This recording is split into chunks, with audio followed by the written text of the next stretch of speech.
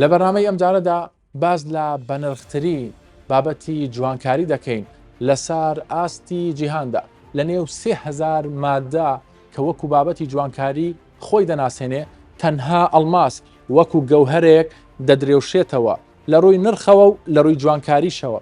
ئایا ئەڵماس تەنها بۆ بابەتی جوانکاریە یانیش دەتوانێت لە ڕووی بازرگانیەوە سوودی لێوەربگیرێت؟ زۆر جار لە بەرنمەکانمە ئاماژەم بەوە کردووە کە هەرێمی کوردستان و بە تایبەتیش هەولێری پایتەخت پەناگەیەکی ئارامە بۆ بازرگان و وەبەرهێنەرەکاندا. لەم بەرنمەیەدا وەڵامی ئەو پرسیارە ژوەر دەگرین کە چۆن بازرگان و وەبەرهێنە بیانیەکان هاتوونەتە هەولێری پایتەخت بەو پەڕی دڵنیاییەوە سەرمایەکانی خۆیان لە بابەتە جیاجیەکاندا وەگەر خستووە و بە تایبەتیش لە بابەتی ئەڵماسدا. کڕین و فرۆشتن بە ئەڵماس لە هەرێمی کوردستان چۆنە؟ ئایا تەنها وەکو بابەتێکی جوانکاریە؟ فرۆشتنی یاخودکڕینی چۆنە؟ چۆن پشکنینی بۆ ئەنجام دەدرێت؟ مەبەستی من و هاوکارانمە لەم بەرنمەیەدا بە دوواداچوون بۆ ئەم بابەتە بکەین.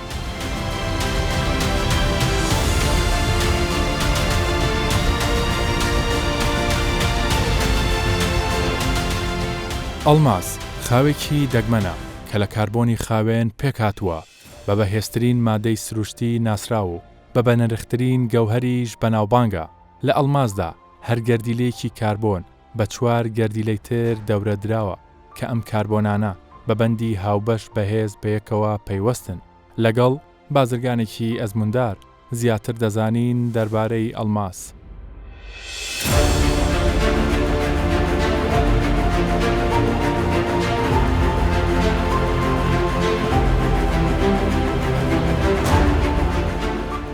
عقلمان بۆ خەڵک خۆشە بزانێ چۆن دەزانی مەسەن زێڕ لە قاڵبێکەوە دروست دەکرێت دوای دەبێتە بابەتی جوانکاری. ئەڵماسیش هەمان ڕێکاری هەیە بە کۆمەڵە خۆناغی ترڕۆ اونجا بێت ئەم بابەتانی کە ئێستا لە پێشەمێت. بەڵێ بە خێراتنتان دەکەم بۆ بەرنمەکەتان کە ئەو مادەبوونێتان کرد و هاتن سەردانتان کردین.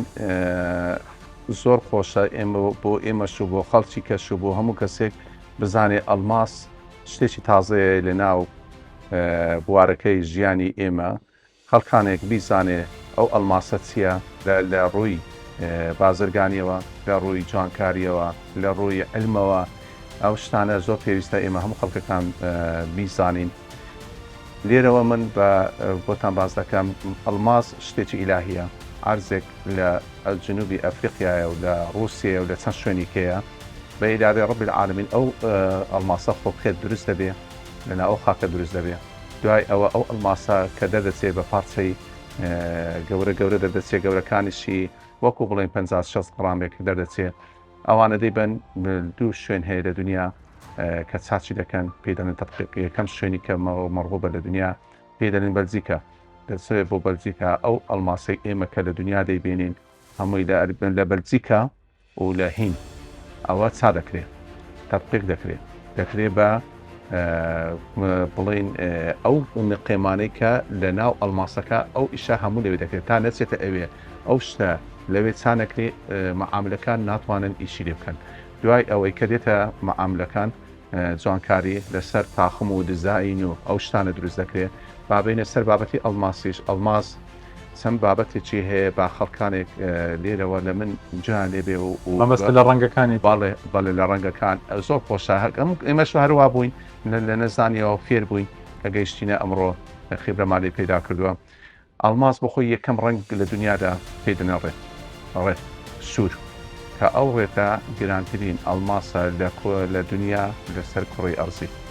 بابا ڕەنگەکەی سوورە. ڕەنگی دووەمیان بلووە پێدەنێشین. ڕەنگی سێمیان فانسیە لەیمونیە. چوارەمیان ڕەنجی سپیە. یعنی ئەتووەرە ئەمڕۆ ئەوەی لە دنیا کە ئێمە لە فلیم و لە بەرنامە و لە شتەکان دەیبینین ئێمە سپێکە دەبینین. دارێ بە ئەوانی کەمان نەبینیوە و نازانین وەزعیەتی ئەوانی کە چییە. جا لێرە باسی ئەوەت بۆ بکەم لە ڕەنگەکان. مەسەن بڵێن یەک قیرات بەقەدەر حەبەیەکە. لە سوور سعری 1 ملیۆن دۆلارە، لە سپی سعری 500,000 دۆلارە، 10,000 دۆلارە. بڵێن دەفتەرێکە چەند زار 100,000 بەقەدەر ئەو گرانترە. جا ئەو شتە هەموو ئیلاهیە. ئەو شتانە کە لە ئەرزدە خاک دەدۆزرێتەوە. چەندان حجاریکە دەدۆزێتەوە وەکو زمرت و وەکو لؤلؤ و وەکو مەسەلەن ئەو شتانە بەڵێ. زمرتیش ئەوانیش هەر مەسەنە شتێکی بەهایە گران بەهایە لە ناو ئیشەکانمان وەکو یاقوتە و وەکو با بڵێن شتی موروی بە قیمەت کە ئێمە ئێستا باسیشی بکەین بۆ خەڵکانێک تۆزە مارین باڵێ هەمووی دەچێتە ئەوە پێ دەنێن ئەحزار کەریمە ئەوانە کە ئەحزار کەریمە زۆر شت هەیە ئێستا زمرتیش باشترین زمرتی دنیا ئەو سەوزەی کە دەیبینین باشترین زمرت لە دنیا زمرتی کۆلۆمبیا ئەویش گرانە زۆر گرانە لەو گرانتە بە دوای گرانی ئەو ئۆپال دێ ئۆپالیش هەر گرانە جا ئەوانە ئەو شتانە زۆر باس کرد مەسەنە کە لەناو زیینە دەیبینین لەناو ئیشک لەناو کار دەیبینین بەس بەشێکی کەمی ئەڵمان بەڵێ کەمی زیینەکە مەسەنە ئەتو دەی تاقمێک دەکڕیت لە تاقمەکە ئەڵماسکە دەبینی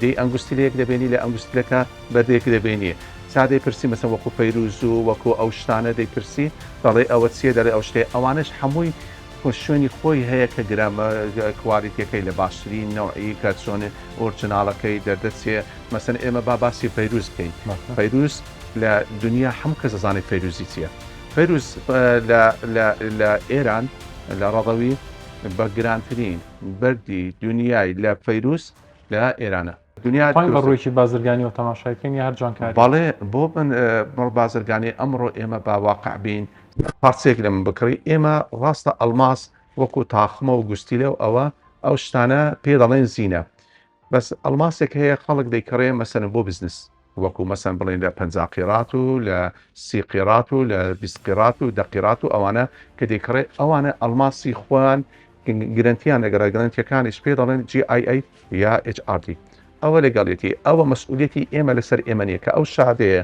لەگەر ئەو پارچە ئەڵماسە بوو ئەو شەریکەی کەدا گرنتیەکەی داوە بە من ئەو شەریکێت تەحمل مەسئولیت دەکات ئەو شتەقسا کە بەیانی ئەو پارچەی لە کڕی بردی لە ئەمریکا فڕۆشتی لە وڵاتێکی ئەوروپی فڕۆشتی بە قوەتی شەهادەکە دەیفڕۆشێ شەهادەکە کە مۆجودە احترافی پێکراوە دووەلیە جا ئەو معلوماتانە خۆشە هەموو کەسێک لەو بارەوە شت بزانێت باشە دەمێت لە ڕووی نرخی شوانی جەنابتان مادەم ئەزمونێکی باشتان هەیە و چەند ساڵێکە لەناو ئەم بوارەیان ینی لەوانەیە یەک دوو کەس بوون لەوانەیە کە بەس دوکانی ئەڵماساندانا لە هەرێمی کوردستان و بەدیایکەیدا لێرە نرخەکان لە چەندەوە دەست پێ دەکانی زۆر گران ئەڵماس دوو سێ زۆر کاری تێدا هەیە بە ئەوانش معلوماتەکان ساکەینەوە ئەڵماس کە ئێمە ئیش دەکەین فعالیتەکانمان لەسەر زێری ئایار هەژدەیە لەسەر زێری ئایار هەژدە ئێستا ئی تورکی لەسەر زێری ئایار چواردەیە ئەکید بە ئەتو ئەگەر لە زێڕەکەت ئایارەکەی بەرزتر بێ مەبلەغەکەت گرانترە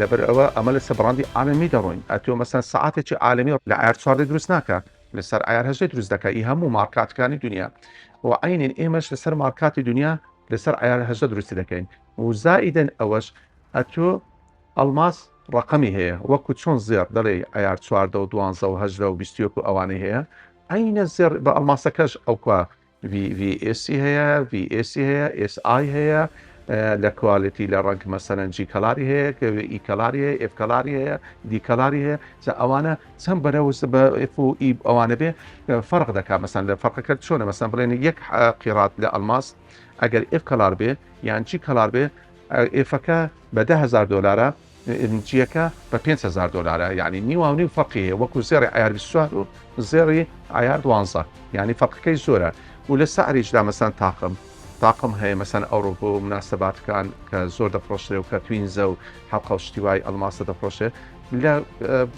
لە بواری بازرگانی لە $1,000 هەیە تا گوستیلێک دەڕوا دەچێتە $10,000 و $15,000 و $20,000 و $50,000 هەیە حەسە بەردەکەی گەورە و چووکێکەکەی ئەوە بەسە گوستیلە لێنە سەر تاقم ئاینە تاقمش هەیە لە $10,000 هەیە هەتا دەڕوا 150 و 200 و 300 و $1,000 هەیە جا حەسەب ئەو کەسەی کە داواکاری خۆیەتی بەسەر داوا دەکا و پێویستیەتی هەموو کەسێک ینی بۆ لەم قاڕانەکە ئەتۆ بڵێ لە ئیشی ئەڵماس هەموو کەس لە یەک مستەوا بێ ئەکیت ئەوە لە دنیا هەروە بووە شتی گرانیشێ وەرزانیش هەیە بە شێوەیەکی گشتی ئێستا بازاری ئەڵماس چۆنە لە هەرێمی کوردستان ئێستا ئەو ماوەیە لەوە تا زێر گران بووە بازار پاستی ئەڵماس باشتر بووە بازاری ئەڵماس پاستی باشتر بووە لەبەر ئەوە زێرەکە زۆر گران بوو کە کابراتیە پارچەیەک شت دەکڕێ مەسەرەن تاقمێک دەکڕێ ئیزێر بە 20,000 دلار بەس تاقمێک ئەلماسەکە بە 10,000 دلار ئەکیید بە ئەلماسەکە بازاری سریعتر بە و خەڵکەکەش سەبرە تا دێ گۆڕانکاری بە خۆی دەکات ئەوش دەچێتە ناو مارکەی دنیایی ئێمە بڵێن نەڵێن ئەوڕۆکە سوسیال میدیایەکان کە پێشتر نەمان دەبینین ئێستا دەیان بینین مۆدلات دەبینین شتی تازە دەبینین گەنجی ئێمەش ئەوڕۆ هەمووی لەسەر سوسیال میدیایەکە دەڕوا و تەڵەبیە داوا دەکەم.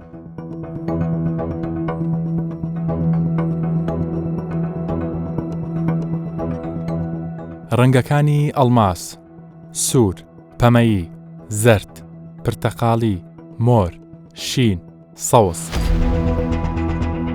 ئەڵماس لە ڕووکاری زەویدا دروست نابێت، بەڵکو لە گەرمی و پەستانی بەرزی چینی ناوەی زەویدا لە نزیکەی 1000 میل لە خوارەوەی ڕووکاری زەویدا دروست دەبێت. زۆربەی ئەو ئەڵماسانە کە لە ڕووکاری زەویدا دۆزراونەتەوە بەهۆی تەقینەوەی قۆڵی سەرچاوەی گرکانەوە هاتوونەتە سەرزەوی. سەرتا سوپاس بۆ ئەم دەرفەتە دەمەوێت لەوە دەست پێ بکەم لەگەڵ بەڕێستانە بازرگانێکی گەورە لە بواری ئەڵماس و گەورەترین سنتەری فرۆشتنی بابەتەکانی جوانکاری لە ئەڵماسە بۆچی لە هەولێری پایتەخت بڕیارەدا بکەیتەوە. أولاً بسم الله الرحمن الرحيم، شكراً لقناتكم الموقرة بزيارتكم لنا. بەناوی خودای بەخشندەی میهرەبان، سوپاس بۆ کەناڵەکەتان بۆ ئەوەی سەردانتان کردین و بواریەوەتان ڕەخساند قسە لەبارەی جیهانی ئەڵماز لە شاری هەولێر بکەین. کۆمپانیاکەی ئێمە لە لەندەنەوە هاتووە و 14 ساڵ ئەزموونمان هەیە. ئەوەی وای لێکردین سەردانی هەرێمی کوردستان بکەین، بینینی دۆخی ئاسایش و سەقامگیری بوو. هەرێمی کوردستان چەند خەسڵەتێکی زۆر گرنگی لە بواری کاری ئێمەدا هەیە. بەر لە هەموو شتێک هەرێمی کوردستان بووەتە ناوەندی سەرنجڕاکێشانی خەڵکی بیانی، عەرەبی و وڵاتانی دیکەش. لێکۆڵینەوەمان لەبارەی بازاڕی ئەڵماز لە هەولێر کرد.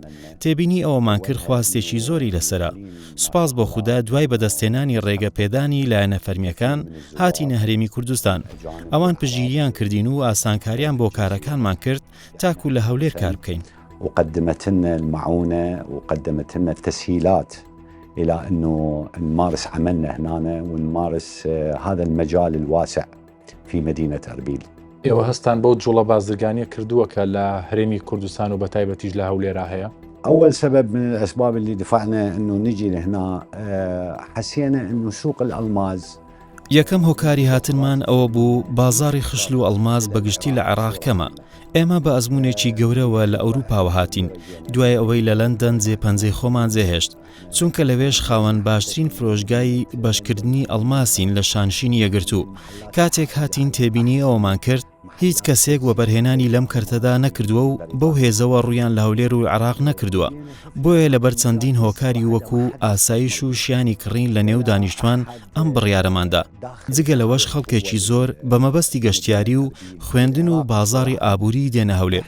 خەڵکی باشوور و ناوەڕاستی عێراقیش وەکو شوێنێکی سەلامەت لە هەولێر دەڕوانن. بۆیە لە نێو هەموو پارێزگاکانی عێراق هەولێرمان هەڵبژارد تاوەکو ببێتە ناوەندی کاری ئێمە لە هەرێمی کوردستان و عێراق. اختارينا مدينة أربيل من كل المحافظات اللي موجودة بالعراق أنه تكون مركز للانطلاق لعملنا بالإقليم وبالبلد. ئێستا مشتریەکانی ئێوە زیاتر چێن؟ پیاوانن یا خانمانن؟ یعنی و چه جۆرێکیش زیاتر سەرفە بێ؟ أكيد الألماز يشترون النساء لأنه هو زينة لهم.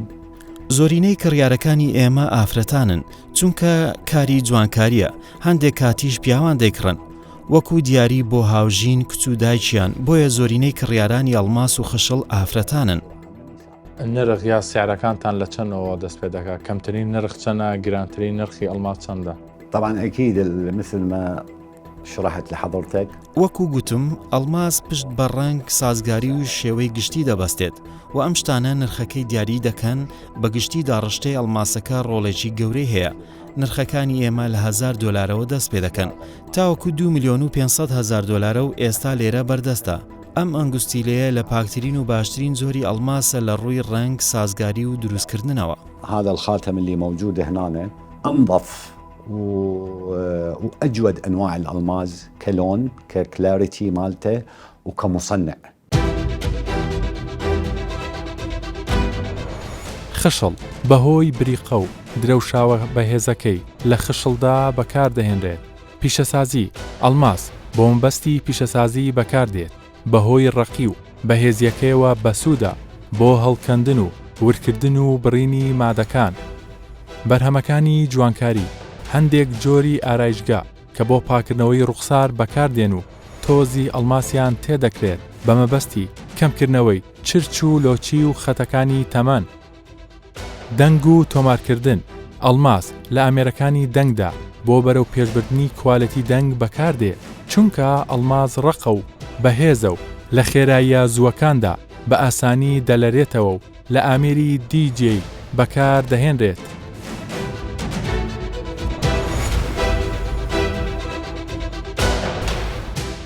لە هێمای گەوهرەکاندا ئەڵماس دەرخەری خۆشەویستێکی قوڵ و جێگیرە. بەردی ئەڵماس بە سەنگی قیرات عیارە دەپێورێت. یەک قیرات یەکسانە بە 1000 میلیگرام و بە خاڵیش دەپێورێت.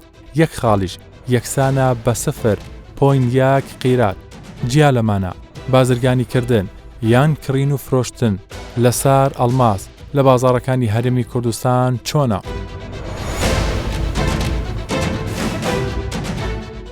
لە ماوەی ئەم 1-2 ساڵەیە دەبینین بە شێوەیەکی بەرفراوان بازرگانەکانی خۆمان شان بەشانی زێر و زی و ئەوانە ئەڵماسیش هاوردە هەرێمی کوردستان دەکەن دەیفرۆشن.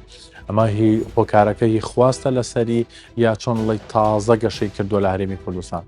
بەخۆی ئەگەر باسێکی ئەڵماس بکەین ئەلحەمدولێلا لەوێ 1-2 ساڵەی خەڵک لە بۆی هاتیە لە بۆ کڕین و خەڵک زیاتر ڕووی تێکردە و هەم لە بۆ جوانکاری بەکاردێ زیاتر لە کاتی بۆنەکان بۆ نمونە وەکو مارەکردنە یان حەفلەی زەواجە شتەکە نافرۆشرێتەوە.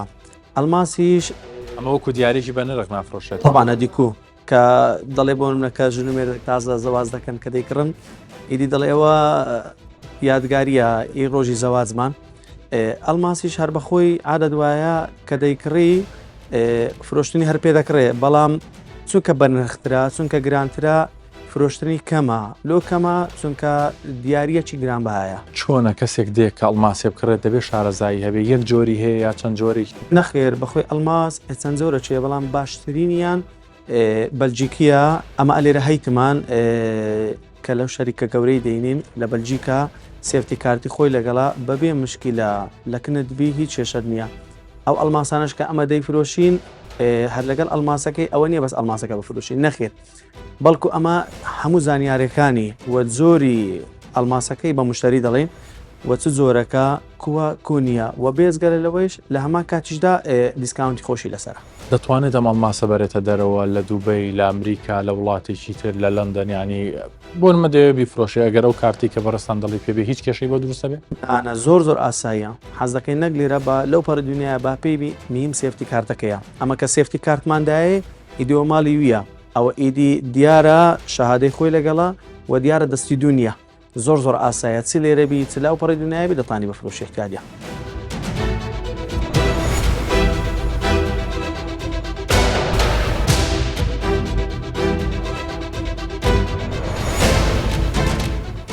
لایەنی جوانکاری بە تایبەتی بۆ خانمان ئەڵماز وەک دیارێکی گەورە تەماشا دەکرێت وەک خۆیان ئاماژەی بۆ دەکەن ئەڵماس جوانترین و پڕبایەخترین دیارە بۆ ئەوان.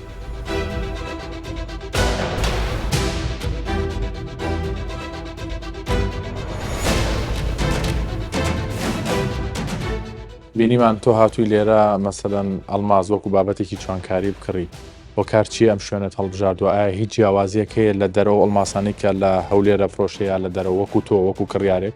أول شيء اللي حبيته بهذا المحل أول شيء الستايل ئەوەی کە بۆتە هۆی ئەوەی من بێمە ئەم دوکانە ستایلەکەیەتی ڕاستە لە لەندەن هاتوونە ئەزمونێکی باشیان هەیە و زانیاری تەواویان لایە وا هەز دەکەیت کە لە دەرەوەی وڵاتیت. خاڵی دووەمیش ئەوەیە کاڵەکانیان بڕوانامەی باوەڕپێکراویان هەیە ئەمە باشترین شتە چونکە زۆربەی ئەو شوێنانەی ئەڵماس دەفرۆشن بڕوانامەی باوەڕپێکراویان نییە واتە وردەکاریەکانی ئەو ئەڵماسەی دەیکرێت ڕوون نین. خاوەندوکانیش لەبارەی ڕوونی ئەڵماسەکە نازانن واتە متمانە لە نێوان کڕیار و فرۆشیار نییە. لە قسەکانی تویەوە دەرەکەوێت کە ئەمە یەکەم جارە نییە کە ئەڵماس بکڕی وەکو بابەتی جوانکاری پێشتر ئەڵماست کڕیوە هیچ جیاوازیەکت بینی یا وەکو ئەوی کە لێرەش عرض کراوە شتە جوان و باشەکان لێرە هەمویان نمایش کراون؟ إيه صحيح، أني دائما أشتري ألماس وأبويا دائما عودني إنه نستثمر بهاي الأشياء. بەڵێ من هەمیشە ئەڵماس دەکڕم، باوکم هانم دەدات بۆ ئەوەی بیکڕم. ئێمە پێی دەڵێن زینە و خەزێنە. بە بۆچووی من بۆ هەموو جۆرە بۆنەیەک ئەڵماس باشترینە. من حەزم لە زێر نییە چونکە شتەکان دووبارەن و کۆپی یەکترن. ئەڵماس باشتر و ڕێکترە، هاوکات مۆدێرنتر پێشانت دەدات. بۆیە ئەم جۆرە جوانکاریان پێ باشترە. ئەڵماس بۆ خانمان چیەگەێناڵن بە نرخترین دیاری بۆ خانمان ئەڵماسە. ئەمە تا چەند ڕاستە؟ أي طبعا، مثل ما يقولون بالإنجليزي diamond is a girl's best friend. بەڵێ بێگومان وەک دەڵێن ئەڵماس باشترین هاوڕێی کچانە، ستایلەکەی زۆر جیاوازترە لە زێر، جوانترە بە بۆچوونی من.